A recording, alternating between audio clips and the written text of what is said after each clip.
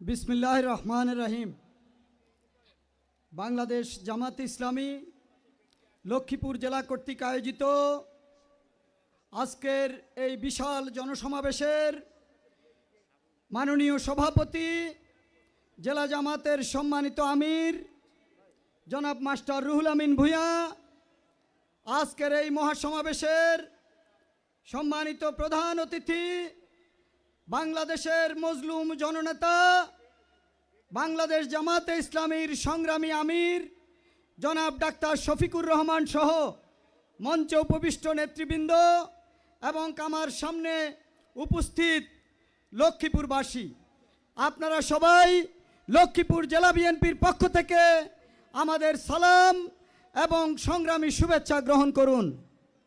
প্রিয় ভাইয়েরা, বিগত প্রায় 1.5 যুগেরও বেশি আপনারা এবং আমরা কাঁধে কাঁধ মিলিয়ে স্বৈরাচারী হাসিনা সরকারের বিরুদ্ধে লড়াই করেছি।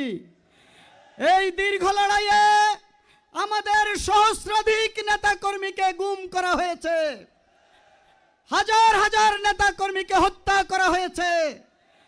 বিএনপি এবং জামাতে ইসলামীর বিরুদ্ধে হাজার হাজার মিথ্যা মামলা রুজু করা হয়েছে, 60 লক্ষাধিক নেতাকর্মীকে আসামি করা হয়েছে। কিন্তু আমরা কি মাথা নত করেছি? আমরা মাথা নত করি নাই। আপনাদের মনে আছে বিগত সময়ে যখন আমরা লড়াই করি, আমরা কে ক্ষমতায় যাব সেজন্য লড়াই করি নাই। আমরা লড়াই করেছি গণতন্ত্রের মুক্তির জন্য, আমরা লড়াই করেছি ফ্যাসিবাদ থেকে মুক্তি পাওয়ার জন্য, আমরা লড়াই করেছি স্বৈরাচারের যে পাথর আমাদের বুকে চাপা ছিল সেই পাথর সরিয়ে মুক্তি পাওয়ার জন্য।